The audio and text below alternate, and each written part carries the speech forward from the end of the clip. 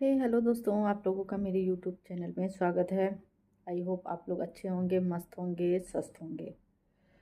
आज की वीडियो में शुरू करने से पहले अगर आप लोग मेरे चैनल पे नए हैं तो प्लीज़ चैनल को लाइक, सब्सक्राइब एंड शेयर ज़रूर करिएगा।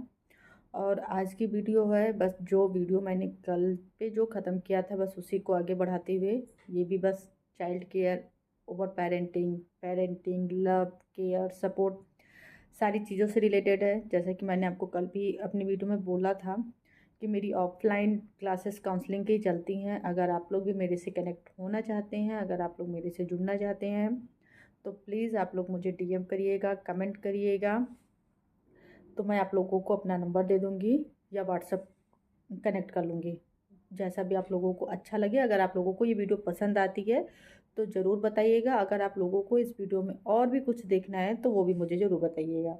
तो चलिए टाइम वेस्ट ना करते हुए इस वीडियो को आगे बढ़ाते हैं।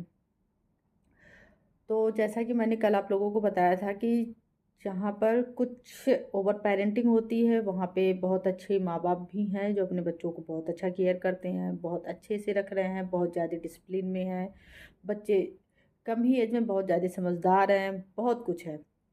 तो आज ही हम बात करते हैं थोड़ी सी टॉपिक पे, जो स्पेशल चाइल्ड वाले बच्चे होते हैं। स्पेशल चाइल्ड मीन्स आपके जो स्पेशल चाइल्ड होते हैं वो दो टाइप के होते हैं। एक स्पेशल चाइल्ड बच्चा होता है जो भगवान की दया से आपके बच्चे के अंदर हर वो चीज़ें होती हैं जिसके लिए आपको मेहनत नहीं करनी पड़ती, आपको कुछ नहीं करना पड़ता और बच्चा आपका अच्छा डेवलपमेंट सब कुछ करता है।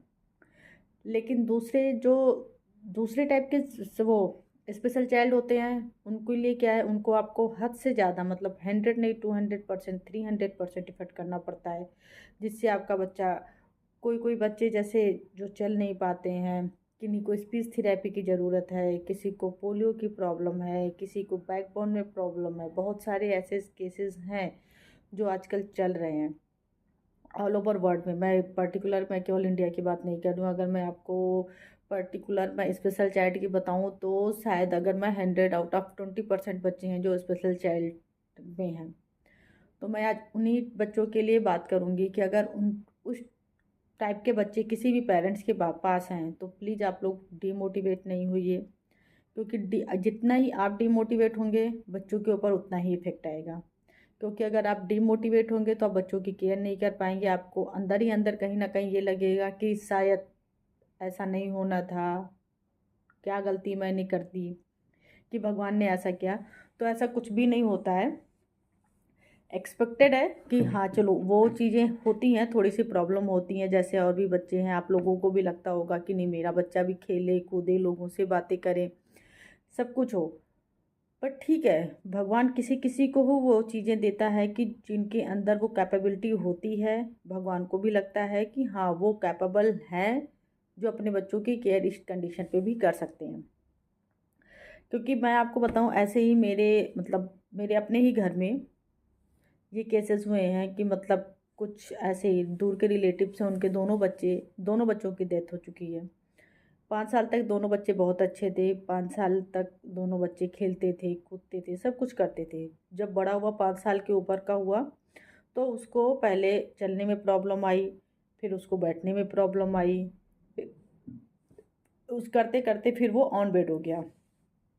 ऑन बेड हुआ, डॉक्टर ने उन्हें बताया कि बच्चे सिर्फ और सिर्फ 17 साल तक जिंदा रहेगा। जो सेकंड बच्चा था वो भी 5 साल तक आते आते, जैसे उसका बड़ा भाई था वैसे ही हो गया। सबसे पहले डेथ हुई छोटे वाले बेटे की, फिर बड़े वाले की। तो आज उनके पेरेंट्स सिंगल हैं, कोई भी बच्चा नहीं है।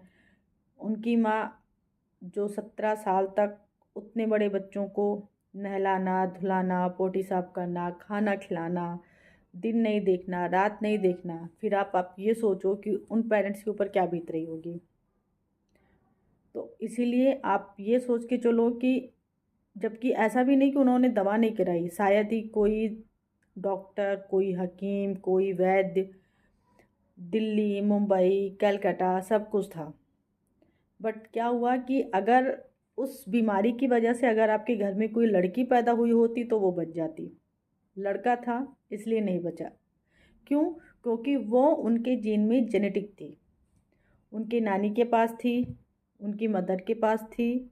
मदर को ना मिलते हुए उनकी मौसी के घर में चली गई। मौसी के बाद से वो फिर से उनके घर उनकी बेटी को हो गई।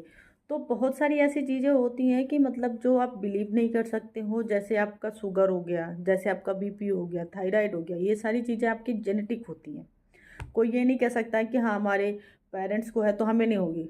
होगी, आज नहीं होगी, 10 साल बाद होगी, लेकिन होगी ज़रूर। तो जो चीज़ें जेनेटिक हैं डेफिनेटली वो होंगी।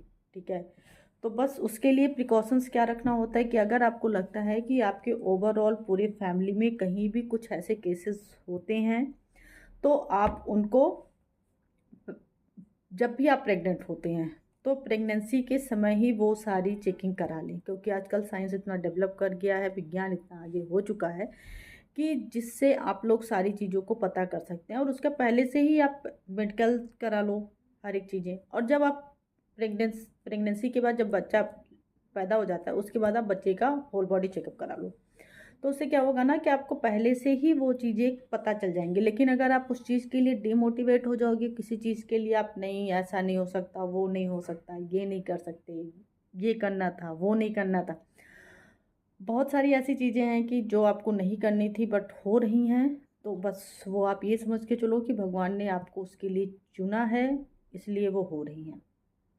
तो कहीं ना कहीं अगर आपको ये लगता है कि भगवान मेरी ज़्यादा परीक्षा ले रहा है, तो भगवान परीक्षा सिर्फ उसी की लेता है। भगवान को जब लगता है कि हाँ ये मेरी परीक्षा पास कर जाएगा, तो बस आप अपना ट्रस्ट भगवान के ऊपर, डॉक्टर्स के ऊपर, खुद के ऊपर ये रखना कभी ना छोड़ें, जिससे आपका बच्चा, जो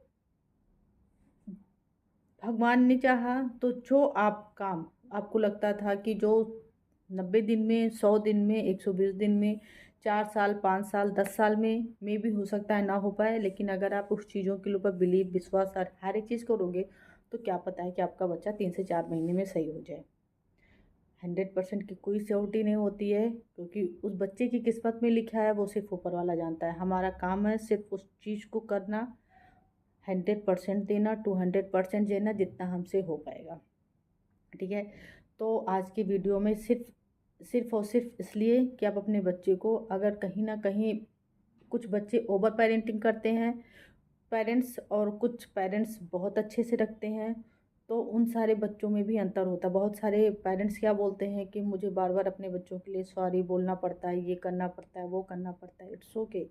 आप ये सोचो कि कुछ पेरेंट्स ऐसे हैं जिनको उसकी उसके लिए भी तरस जाना पड़ता है, उस चीज़ का उन्हें मौका नहीं मिलता कि मैं अपने बच्चों की वजह से सॉरी बोलूँ। तो ठीक है, वो सारी चीज़ें एक दायरे में होती हैं, हर एक चीज़ अच्छी लगती है, सब कुछ अच्छा लगता है। तो अगर आप लोगों को ये वीडियो पसंद आती है, अगर आप लोगों को इससे रिलेटेड और भी कोई जानकारी चाहिए, अगर आपको लगता है कि उस बीमारी का नाम आपको पता होना चाहिए, तो प्लीज़ आप लोग मुझे कमेंट बॉक्स में ज़रूर बताइएगा। मैं आप लोगों को उस बीमारी का नाम ज़रूर बताऊँगी, और उसके लिए कौन कौन से उन्होंने प्रोसीजर भी किए थे, मैं वो भी आपको बताऊँगी। बट भगवान ने उनको नहीं बचा पाए। बस यही है कि आज इस एज में भी उनके पेरेंट्स अकेले हैं, सिंगल हैं, दो बच्चे थे, दो के दोनों आज इस दुनिया में नहीं है। तो बस होप फॉर द बेस्ट। तो अगर आप लोगों को ये वीडियो पसंद आती है तो प्लीज़ ज़्यादा से ज़्यादा लोगों को शेयर करिएगा, सब्सक्राइब करिएगा, कमेंट करिएगा। अगर आप लोगों को किसी भी काउंसलिंग की ज़रूरत है, किसी भी चीज़ से आपको लगता है कि आप मेरे से शेयर कर सकते हो, तो प्लीज़, अगर आप लोगों के ऐसे बच्चे हैं तो प्लीज़ आप मुझे ज़रूर शेयर करिएगा। मैं आप लोगों से खुद सामने से आके कनेक्ट करूँगी। तो आज की वीडियो में सिर्फ इतना ही। अगेन, अगर आप लोगों को वीडियो पसंद आती है तो please like, subscribe and share, and thank you for watching. मिलते हैं अगले वीडियो में। Thank you.